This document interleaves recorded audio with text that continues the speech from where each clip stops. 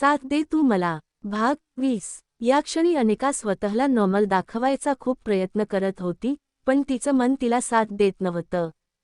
तिचं दुःख तिच्या चेहऱ्यावर स्पष्ट दिसत होतं. जरी इथे तिला पाहणारं कुणीही नव्हतं, तरी एक गोष्ट अशी आहे जी तिला प्रत्येक क्षणी पाहत असते, ती म्हणजे तिच्या मनाचा आरसा. म्हणतात, आरसा कधीही खोटं बोलत नाही. हे खरं आहे का? ती तुटलेल्या मनाने ब्रश करायला जाते. अचानक तिचं लक्ष वॉशबेसिनसमोरच्या आरशाकडे जातं. आरशात तिचं प्रतिबिंब तिच्यावर हसत म्हणतं, हा हा हा हा हा. काय झालं अनिका? पूर्वाचं बोलणं ऐकून तुझ्या मनाला धक्का का बसला? यात काही वेगळं आहे का की ती त्याची मंगेतर आहे? तू या गोष्टीसाठी इतकं सिरियस का होत आहेस? प्रतिबिंबाचं बोलणं ऐकून अनिका त्याला म्हणते, सिरियस? मी सिरियस होत नाहीये. मला का फरक पडेल त्यांना मंगेतर असेल तर? अनिकाचं बोलणं ऐकून प्रतिबिंब परत हसत म्हणतं, कोणाला खोटं सांगत आहेस अनिका? मला, की स्वतःला? सत्य तुलाही माहितीये की तुला वाईट वाटतंय. पण माझं म्हणणं ऐक, यात वाईट वाटण्यासारखं काहीच नाही. ऋत्विक एक खूपच देखणा, श्रीमंत आणि यशस्वी व्यक्ती आहे. त्याला मुलींची काही कमतरता नाही. त्याने तुझ्याशी फक्त एका कॉन्ट्रॅक्ट मॅरेजसाठी लग्न केलं आहे. एक एक्सपेरिमेंट म्हणून. असं तर नाही ना की तू या नात्याला मनापासून स्वीकारत आहेस आणि स्वतःची लायकी विसरत आहेस? जर तसं असेल तर इथेच थांब. तू त्याच्या योग्यतेची नाहीस. कुठे तू आणि कुठे तू? तू आकाश आहे आणि तू जमीन. तू जमिनीवर राहून चंद्राला गाठायची स्वप्न बघू नकोस. तो फक्त तुझ्याशी चांगलं वागत आहे कारण तुमच्यामध्ये एक डील ठरलेली आहे. तो एक चांगला माणूस आहे, पण याचा अर्थ असा नाही की तू त्याच्या प्रेमात पडशील. प्रतिबिंबाचं बोलणं ऐकून अनिका त्याला म्हणते, जर तसं असेल तर त्यांनी माझ्याशी लग्न का केलं? जर त्यांची गर्लफ्रेंड किंवा मंगेतर आहे, तर त्यांनी तिच्याशी लग्न का केलं नाही? आणि माझ्याशी का इतकं चांगलं वागतात? असं म्हणताना तिच्या डोळ्यांत पाणी होतं. हे ऐकून प्रतिबिंब हसत म्हणतं, असू शकतं की यामागे ऋत्विकचं स्वतःचं काही कारण असेल. आणि तो तुझी काळजी घेतो कारण त्याने तुझं खूप मोठं उत्तरदायित्व घेतलं आहे. पण विसरू नकोस तू कोण आहेस अनिका. तुझं आणि ऋत्विकचं नातं काय आहे? सत्य हेच आहे की तू त्याची काहीच लागत नाहीस. फक्त जगाला दाखवण्यासाठी तुमचं कॉन्ट्रॅक्ट मॅरेज आहे, पण या नात्याची काहीही पायाभरणी नाही. सत्य हे आहे की तू स्वतःला विकलं आहेस अनिका. तुझं शरीर, तुझा सन्मान, तुझी आत्मा विकली आहेस आणि त्याबदल्यात तुझ्या पप्पांचं आयुष्य परत मिळवलं आहे. तू स्वतःला विकलं आहेस अनिका आणि ऋत्विकने त्यासाठी पूर्ण किंमत दिली आहे. ऋत्विक तुझी काळजी घेतो कारण त्याने तुझं स्वप्न पूर्ण करण्याचं, तुझ्या पप्पांना वाचवण्याचं वचन दिलं आहे. पण विसरू नकोस की हे नातं फक्त एका वर्षाचं आहे. जर तू या नात्याला मनावर घेतलं तर शेवटी तुलाच त्रास होईल. अजूनही वेळ आहे, जागी हो. दुहेरी अवतरण चिन्ह, असं म्हणत प्रतिबिंब गायब होतं. त्याचं बोलणं ऐकून अनिका स्वतःशीच म्हणते, तू अगदी बरोबर बोलत आहेस. कोठे ते आणि कोठे मी? सत्य हेच आहे की मी स्वतःला विकलं आहे. एका क्षणासाठी मी माझी लायकी विसरले होते, चांगलं झालं तू मला आठवण करून दिली. असं म्हणत अनिका आपले डोळे पुसते आणि फ्रेश होऊन बाहेर येते. बाहेर येऊन अनिका तयार होते आणि डायनिंग हॉलकडे येते. अनिकाला खाली येताना पाहून मेड तिला विचारते, मॅडम ब्रेकफास्ट वाढू का? पण अनिका त्या क्षणी स्वतःच्या विचारांत हरवली होती. तिला मेडचं बोलणं जणू ऐकूच आलं नाही. अनिका मेडकडे न पाहता तिथून निघून जाते. अनिका गाडीत बसून थेट कोचिंग सेंटरकडे निघते. प्रोजेक्टच्या कामासाठी आज तिला लवकर जायचं होतं. या क्षणी अनिकाच्या चेहऱ्यावर निराशा स्पष्ट दिसत होती. डोळ्यांतून आलेले अश्रूचे काही थेंब अजूनही आताच थांबले होते. अनिका त्या थेंबांना बाहेर येऊ देत नव्हती. सत्य कितीही कडवट का असेना, पण सत्याचा घोट पिणं भाग आहे. सत्यापासून आपण कितीही पळण्याचा प्रयत्न केला तरी ते शक्य नाही. कुठेतरी ती तिच्या मनाला समजावून चुकली होती कारण ती सत्यापासून पळू शकत नव्हती. कदाचित तिने तिच्या नशिबाला स्वीकारलं होतं. अनिका कोचिंग सेंटरकडे जात होती तेव्हाच रस्त्यावर चालताना तिची नजर तिच्या मैत्रीण प्रियंका पिंकीवर पडते. तिला पाहून एका क्षणासाठी अनिकाच्या चेहऱ्यावर आनंद चमकतो आणि ती ड्रायव्हरला ऑर्डर देते. ड्रायव्हर दादा गाडी थांबवा. अनिकाच्या ऑर्डरनंतर ड्रायव्हर गाडी थांबवतो. अनिका पटकन गाडीतून उतरते आणि पिंकीच्या जवळ जाते. पिंकी अचानक समोर अनिकाला पाहून खूप खुश होते आणि आनंदाने तिला मिठीत घेत म्हणते, अरे अनिका, तू इथे. मी तुला कित्येक दिवसांपासून कॉल करत होते, पण तू मला उत्तरच देत नव्हतीस. कुठे होतीस तू इतके दिवस? आणि गाडीच्या दिशेने पाहत म्हणते, ही गाडी. अनिका तिच्या चेहऱ्यावर निराशा घेऊन उत्तर देते, काय सांगू पिंकी, मी इतके दिवस कुठे होते. या 15 दिवसांत माझ्या आयुष्याने असा वेगळा मूड घेतला की मला काहीच समजलं नाही. की मला कोणत्या वाटेवर जायचं आहे, फक्त जिथं वाट गेली तिथं मी चालत राहिले. अनिकाचं बोलणं ऐकून पिंकी डोकं खाजवत म्हणते, तू हे काय बोलते आहेस अनिका? असं विचित्र का बोलते आहेस? मला काहीच समजत नाहीये, सरळ सांग काय झालंय. पिंकीचं बोलणं ऐकून अनिका हलकीशी स्मित करत म्हणते, सांगते. सगळं सांगते कारण मलाही वाटतंय की मी माझं मन हलकं करावं आणि तुझ्याशिवाय दुसरं कोण असू शकतं. तू माझी लहानपणापासूनची मैत्रीण आहेस. पण याआधी आपल्याला कुठे बसून बोलावं लागेल. अनिकाचं बोलणं ऐकून पिंकी विचार करत म्हणते, एक काम करू, आपण आपल्या नेहमीच्या ठिकाणी जाऊ. मला पण तुझ्याशी खूप गोष्टी बोलायच्यात. तिथं शांत बसून बोलू. पिंकीचं बोलणं ऐकून अनिका ही होकार देते. अनिका पिंकीला सोबत घेऊन गाडीत बसते आणि ड्रायव्हरला सांगते, गाडी दीनदयाल कॉलेजच्या समोर थांबवा. अनिकाच्या ऑर्डरनंतर ड्रायव्हर गाडी स्टार्ट करून दीनदयाल कॉलेजच्या दिशेनं वळतो.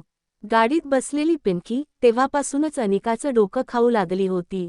तिने कितीतरी वेळा हाच प्रश्न विचारला होता की अनिकाचं वागणं अचानक कसं बदललं. इतकी मोठी गाडी कुठून आली. तरीही अनिकाचे कपडे अजूनही आधीसारखेच होते. फक्त तिच्या चेहऱ्यावर आता थोडी झळाळी दिसत होती. आणि ती जी कपडे घालत होती ते आता थोडे ब्रँडेड आणि चांगल्या दर्जाचे होते. पिंकीने कितीतरी गप्पा मारल्या, शेवटी अनिका तिला शांत करत म्हणते, अगं बाई, सगळं सांगते. आधी चल शांत बसून बोलू. थोड्याच वेळात त्या दोघी दीनदयाल कॉलेजच्या पुढं गाडीतून उतरतात. कॉलेजच्या पार्कमध्ये त्या दोघी जाऊन बसतात. अनिका नुकतीच बसली होती, तेवढ्यात पिंकी पुन्हा बडबडायला सुरुवात करते. तिचा उतावळेपणा पाहून अनिका एक दीर्घ श्वास घेते आणि तिला सांगायला सुरुवात करते. तिच्या पप्पांच्या आजारापासून तिच्या पैशांच्या समस्येपर्यंत, ऋत्विकसोबतच्या भेटीपासून प्रॅक्टिस मॅरेजपर्यंत, अनिका तिला जवळजवळ सगळं सांगते. पिंकी मोठ्या डोळ्यांनी तिचं बोलणं ऐकत असते. अनिकाचं बोलणं ऐकून पिंकी आश्चर्यचकित बसलेली असते. अनिकाचं बोलणं संपताच पिंकी आपल्या डोळ्यांना फडफडवत म्हणते, तू काय बोलते आहेस अनिका? तू म्हणते तू लग्न केलं आणि तेही कॉन्ट्रॅक्ट मॅरेज. अनिका, मला कळतंय की तू जे काही केलं ते तुझ्या पप्पांचा जीव वाचवण्यासाठी केलं, पण तुला माहिती आहे याचा अर्थ काय आहे? तू कधी विचार केलास की पुढे भविष्यामध्ये तुझं आयुष्य कसं असेल? तुझं शिक्षण, तुझे स्वप्न, त्याचं काय होईल? मी मान्य करते की हे सगळं तू तुझ्या पप्पांसाठी केलं आहेस, पण ज्या दिवशी काकांना हे सगळं कळेल, त्यांची काय रिॲक्शन असेल? पिंकीचं बोलणं ऐकून अनिका डोळ्यांतून वाहणारे अश्रू पुसत म्हणते, मी काय करायला हवं होतं पिंकी?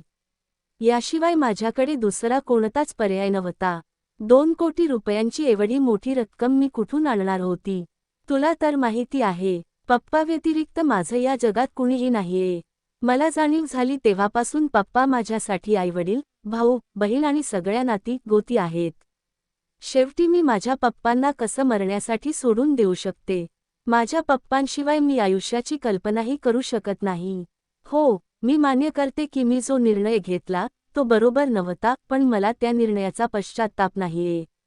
माझ्या पप्पांना जिवंत ठेवण्यासाठी जर मला एकदा नव्हे तर 1000 वेळा स्वतःला विकावं लागलं तरी मी तयार आहे. असं म्हणताच अनिका रडू लागते. अनिकाला असं रडताना पाहून पिंकी तिचं सांत्वन करत म्हणते, तू रडू नकोस अनिका. मी मान्य करते की तुझा निर्णय कठीण होता, पण मला असंही वाटतं की तू जे केलं ते योग्य होतं. आई वडील आपल्या मुलांसाठी काय करत नाहीत, पण मुलांचंही कर्तव्य असतं की ते त्यांच्या आई वडिलांसाठी त्याग करावा. तू चुकीची नाहीस आणि मी तुझ्या निर्णयाच्या पाठीशी आहे. पण मला एक गोष्ट समजत नाही, असा कोणता एक्सपेरिमेंट आहे ज्यासाठी तुम्हाला दोघांना एकत्र येणं गरजेचं होतं? मी आजवर अशा कोणत्याही एक्सपेरिमेंटबद्दल ऐकलं नाही. पिंकीचं बोलणं ऐकून अनिका डोळ्यांतून अश्रू पुसत म्हणते, याबद्दल मलाही काही माहिती नाही पिंकी, आणि मी ते समजून घेण्याचा कधी प्रयत्नही केला नाही. कारण याचा काही फरक पडत नाही. आम्ही दोघांनीही आपापल्या कारणांसाठी हे लग्न केलं आहे आणि जिथपर्यंत ऋत्विक सरांचा प्रश्न आहे, जर त्यांना गरज वाटली तर ते स्वतः मला हे समजावतील. तसंच ते खूप चांगले आहेत. त्यांनी आतापर्यंत जे काही वचन दिलंय ते पूर्ण केलं आहे आणि त्याहूनही जास्त केलं आहे. जर त्यांच्या जागी कोणी दुसरा असता तर कदाचित दररोज माझ्याकडून फिजिकल नीड पूर्ण करून मला तसंच टाकून गेला असता. त्याला काहीही फरक पडला नसता की मी काय विचार करते आणि मला काय हवंय. माझी इच्छा आहे की नाही. कारण सत्य हेच आहे की त्यांनी मला विकत घेतलं नाही. माझ्या शरीरावर त्यांचा अधिकार आहे. पण ऋत्विक सर तसे नाहीत. ते माझ्या आवडीनिवडींचा विचार करतात. माझ्या परवानगीचा आदर करतात आणि माझा आदर करतात. आणि सर्वात मोठी गोष्ट म्हणजे मला त्यांची जेव्हा गरज भासते तेव्हा ते माझ्यासोबत उभे असतात. तुला माहिती आहे का, पप्पा जेव्हा मला प्रश्न विचारतात तेव्हा माझ्याकडे त्यांच्या प्रश्नांचं उत्तर नसतं. पण ऋत्विक सर त्या गोष्टी हाताळतात. मी काही म्हणण्याआधीच ते माझ्या सगळ्या मागण्या पूर्ण करतात. ते ज्यांच्यासोबत लग्न करतील ती खूप नशीबवान असेल, असं म्हणताना अनिकाच्या चेहऱ्यावर चमक होती. पण शेवटी तिने हे शब्द बोलतानाच तिच्या चेहऱ्यावर एक निराशा झळकली. पिंकी अनिकाच्या चेहऱ्यावरचा आनंद आणि तिच्या बोलण्याने प्रभावित होत म्हणते, अनिका असं तर नाही ना की तू त्यांच्यावर प्रेम करायला लागलीये. पण मला हेच समजत नाही की तू एका बुढ्यावर कसं प्रेम करू शकतेस. हो मी मानते की ते खूप चांगले आहेत. पण एकदा त्यांचं वय आणि एकदा तुझं वय पहा. ऋत्विकला बुढ्ढा म्हणताना अनिका पिंकीला घुरघुरून बघते आणि म्हणते, ओ पिंकीची बच्ची. तुला कोणी सांगितलं की ऋत्विक सर बुढे आहेत. पिंकी चेहरा वाकवून म्हणते, तूच तर सांगितलं की ते हार्ट सर्जन आणि न्यूरोलॉजिस्ट आहेत. म्हणजे 40-45 वर्षांपेक्षा कमी वय असणार नाही त्यांचं. म्हणजे ते बुढेच झाले ना. तसं अनिका, मी काय म्हणत होते, त्या बुढ्याला हार्ट वगैरेची काही आजारपण तर नाही ना. जर असं काही असेल तर त्याचं LIC सुरू करून ठेव. म्हणजे कधी त्याचा अचानक गेम ओव्हर झाला तर कायद्याने त्याची बायको म्हणून तुला काही अमाऊंट मिळेल. त्यामुळे तुझे पैशांचे सगळे प्रॉब्लेम्स दूर होतील. नाहीतर काय माहिती, बुढ्ढा अचानक टपकला तर तू कुठे जाशील. मी तर म्हणते त्याला उंदरांपासून घाबरवून त्याचं हॉट फेलस करून टाक. असं म्हणून पिंकी तिच्या खुराफाती डोक्याचे सगळे प्लॅन अनिकाच्या पुढे ठेवते. हे सगळं बोलल्यावरही तिला काही कळत नव्हतं की तिचं हे बोलणं ऐकून अनिकाचा चेहरा रागाने लाल झाला आहे आणि तिने तिची मुठ आवळली आहे. अनिका रागाने दात चावत तिच्या मुठीत पिंकीला पकडते आणि तिच्या पाठीत 4 मुसक्या मारते. अनिका, हे काय करते आहेस तू? सोड ना मला. अरे माझ्या हाडांवर आक्रमण का करतेस? अनिका रागाने दात ओठ तिला मारत म्हणते, तुझी ऋत्विक जिमबद्दल ॲड बोलायची हिंमत कशी झाली? तुला तर मी सोडणार नाही, तुझ्या हाडांचा कचरा करेन. खूपच डोकं चालवत असतेस. इतकं डोकं अभ्यासात लावलं असतं तर माझ्यासारखं टॉप केलं असतं. आजकाल क्राईम पेट्रोल जरा जास्तच बघतेस. एकता कपूरचे सिरियल बघायचं बंद कर. असं म्हणत अनिकाने पिंकीचं भरडं बनवलं होतं. अनिकाचा राग पाहून पिंकी कसंबसं स्वतःला वाचवत इकडे-तिकडे पळत म्हणते, अरे अरे माझी झाशीची राणी. आता शांत हो ना. मी तर मजा करत होते. तुला रडताना पाहिलं म्हणून तुझी मस्करी करायचं ठरवलं. असं म्हणत पिंकी परत बेंचवर बसून छातीवर हात ठेवून श्वास काबूत आणायचा प्रयत्न करते. तोपर्यंत अनिकाचाही श्वास उखडला होता. तीही बेंचवर बसून श्वास काबूत आणते. दरम्यान दुपारचे साधारण रात्रीचे 2 वाजले होते. ऋत्विकला हॉस्पिटलमधून आता सुटका मिळाली होती. तो घरी जाताना विचार करतो का नाही आज अनिकाला कोचिंग सेंटरवरून पिक करावं. तसंही जाताना 3 वाजतील आणि अनिकाची कोचिंग संपणारच आहे. तिला पाहून आता 24 तासांहून जास्त वेळ झाला आहे. ऋत्विकच्या चेहऱ्यावर एक गोड स्मित येतं आणि तो कार स्टार्ट करून अनिकाच्या कोचिंगकडे निघतो. तर इकडे अनिका पिंकीला ओरडत म्हणते, आजच्या नंतर असं बोलणं बंद कर, समजलीस? नाहीतर आज जितकं मारलं त्यापेक्षा 10 पट जास्त मारेन. अनिकाचं बोलणं ऐकून पिंकी तिला छेडत म्हणते, ओ हो, जरा बघ तर किती गाल लाल झालेत. असं वाटतंय कोणाला तरी ऋत्विकजी खूप आवडायला लागलेत. शेवटी असं काय आहे तुझ्या त्या बुढ्यात? तू पुन्हा सुरू झालीस. अनिका तिला डोळे वटारत म्हणाली, ओह सॉरी, बुद्धा नाही, पती परमेश्वरजी आणि माझे जी जी. पिंकीने जिजाजी जरा जास्तच जोरात म्हटलं होतं. तसं आणखी काही सांग माझ्या जिजाजींबद्दल. अनिका, तुझ्या बोलण्यातून वाटतंय की तू त्यांच्या प्रेमात पडली आहेस. पिंकीच्या बकवास ऐकून अनिका रागाने तिचा कान ओढत म्हणते, तुझी बकवास बंद कर. ते काही 40-45 वर्षांचे बुड्ढे नाहीत. ते 29 वर्षांचे हँडसम आणि डॅशिंग आहेत. इनफॅक्ट ते इतके आकर्षक आहेत की मुली त्यांच्यावर फिदा आहेत. ओहो, ते तर बघूनच कळतंय. ज्या मुलीच्या मागे आपल्या कॉलेजचे सगळे मुलं फिरत होते आणि जिने अजूनपर्यंत कोणालाही भाव दिला नव्हता, ती मुलगी प्रेमात पडली तर एका बुड्ढ्याच्या. पिंकीने तोंड वाकडं करत म्हटलं, आता एकदा का अजून त्यांना बुड्ढा म्हटलंस तर तुझे सगळे केस उपटून काढेन. समजलीस? अनिकाने रागाने म्हटलं. ओहो, बघा तर जरा. पोजेसिव्ह. पिंकीने छेडत म्हटलं. तसं अनिका, तू त्यांच्यावर खरंच प्रेम करायला लागली आहेस ना? प्रेम. अनिका एक क्षणभरासाठी त्या शब्दावर थांबली. तर इकडे ऋत्विक अनिकाच्या कोचिंग सेंटरला पोहोचतो. तिथे जाऊन तिची वाट बघतो. काही वेळ होतो पण अनिका येत नाही. तो तिच्या प्रोफेसरला विचारतो. प्रोफेसर त्याला सांगतात अनिका आज कोचिंगला आलीच नाही आणि कोणतीही माहितीही दिलेली नाही. हे ऐकून ऋत्विक आश्चर्यचकित होतो आणि म्हणतो, पण लिलीने तर सांगितलं होतं की अनिका सकाळीच निघाली आहे. ऋत्विक अनिकाला कॉल करण्याचा प्रयत्न करतो. कॉल लागतो पण कोणी उचलत नाही. कदाचित अनिकाचा फोन सायलेंटवर होता. आता ऋत्विकला टेन्शन येऊ लागतं. तो ड्रायव्हरला कॉल करतो आणि विचारतो, मैडम सध्या कुठे आहेत?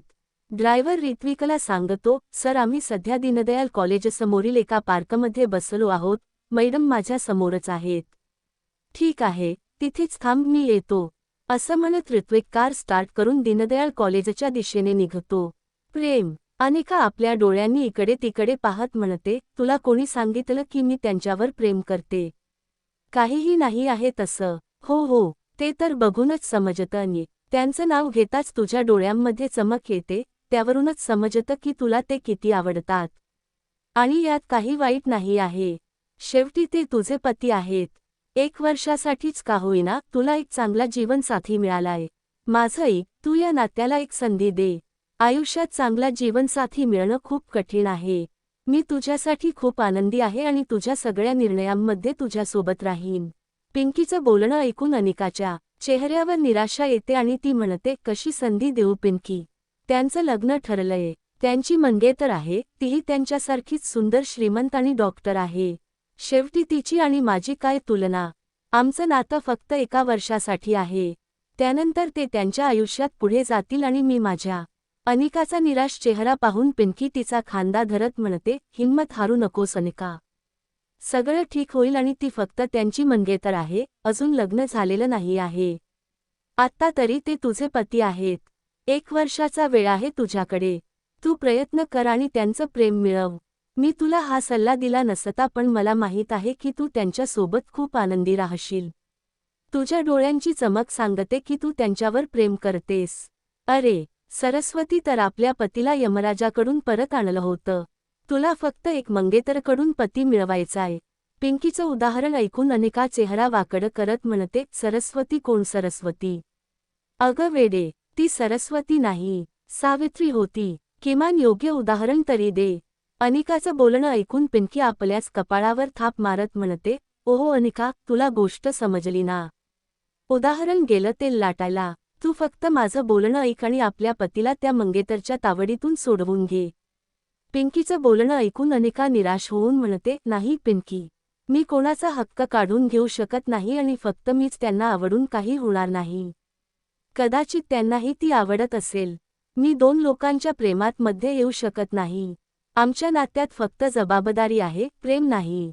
एक वचन आहे, जे निभवायचं आहे. 1 वर्षानंतर ते वचन, ती जबाबदारी संपेल. मी असे स्वप्न पाहू शकत नाही, जे तुटल्यानंतर मला त्रास होईल. मी माझं नशीब स्वीकारलं आहे आणि निरर्थक अपेक्षा ठेवू शकत नाही. बघ अनिका, मी तुझी मैत्रीण आहे. तुला कधीच चुकीचा सल्ला देणार नाही. तुला जे योग्य वाटेल ते कर. पण दुसऱ्यांच्या आधी स्वतःचाही विचार कर. चांगले जीवनसाथी खूप अवघड मिळतात. अरे, ते सगळं सोड. आता खूप बोललो. रामूच्या टपरीवर जाऊन चहा पिऊ. खूप दिवस झाले त्याच्या हाताचा चहा प्यायचा राहिलाय. असं म्हणत अनिका आणि पिंकी रामूच्या टपरीवर चहा प्यायला जातात. रामू भैया 2 चहा आणि 4 समोसे लावून द्या असं म्हणत पिंकी चहाचा ऑर्डर देते. अरे पिंकी बेहेन, खूप दिवसांनी चहा प्यायला आलीस? हो भैया, आमचा निकाल लागलाय. त्यामुळे आता इथे येणं होत नाही. पण तुमच्या चहाची आठवण आली म्हणून आलो. तुमच्या चहाची चवच वेगळी आहे असं म्हणत पिंकी चहा घेऊन बसते. हो हो, ते तर आहेच म्हणत रामू हसून निघून जातो. दोघी मैत्रिणी गप्पा मारत चहा पित असतात तेवढ्यात अनिकाच्या कानावर एक कर्कश आवाज येतो. बेबी, तू इथे काय करतेस? आवाज ऐकताच अनिका मागे वळून पाहते. अनिका काही बोलणार तेवढ्यात पिंकी आपलं तोंड उघडं ठेवून ऋत्विककडे पाहत म्हणते, काय बंद आहे यार, काय बॉडी आहे याची, कथई जहार. असं म्हणत पिंकी तिच्या जागेवरून उठून ऋत्विककडे एकटक पाहत राहते. या क्षणी तिचं तोंड उघडच राहतं. पिंकीचं हे बोलणं ऐकून अनिका तिच्या नजरा पाहते आणि पाहते की पिंकीची नजर ऋत्विकवर खिळली आहे. हे बघून अनिकाचा चेहरा उतरतो.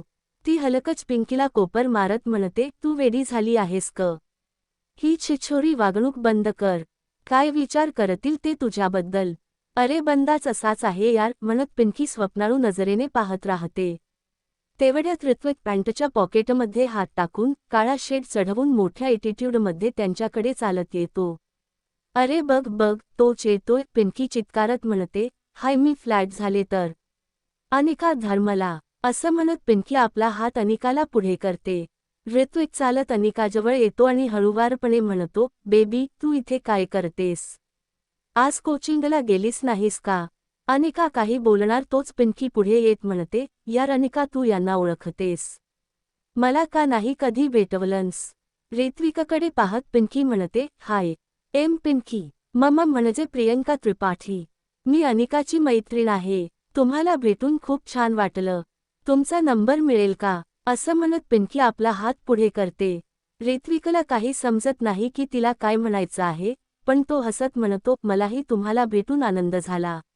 प्रियंकाजी. पिंकीला ऋत्विकच्या जास्त जवळ जाताना पाहून अनिका डोळे मिटून स्वतःशीच बडबडत म्हणते, हे देवा, ही पिंकी काय करत आहे? ऋत्विक सरांना पाहून अशी वागते जसं ते एखादा मिठाईचा तुकडा आहेत. काही विचार तरी कर. ऋत्विक सर काय विचार करतील माझ्याबद्दल? अशी थडकी आणि छिछोरी मुलगी माझी मैत्रीण आहे. प्रियंका काहीही करताना विचारच करत नाही. ऋत्विक प्रियंकाकडे पाहून अनिकाला म्हणतो, बेबी, ही तुझी मैत्रीण आहे. अनिकाचा विचार तुटतो आणि ती ऋत्विककडे पाहत म्हणते, ऋत्विकजी, तुम्ही इथे? हा, ही माझी मैत्रीण पिंकी, म्हणजे प्रियंका त्रिपाठी. हिचं निकनेम पिंकी आहे. आम्ही कॉलेजमध्ये सोबत होतो. ही माझी बालमैत्रीण आहे. आज रस्त्यात भेटली त्यामुळे गप्पा मारत होतो. म्हणूनच आज कोचिंगला जाऊ शकले नाही. पण तुम्ही इथे कसे? हो, मी हॉस्पिटलमधून निघालो आणि तुला घ्यायला यायचं ठरवलं. पण कोचिंग सेंटरला गेलो तर समजलं तू आज आली नाहीस. मला टेन्शन आलं. लिलीशी माझं बोलणं झालं होतं. तिनं सांगितलं की तू सकाळीच घरातून निघालीस. मग मी ड्रायव्हरला विचारलं आणि समजलं की तू इथे आहेस.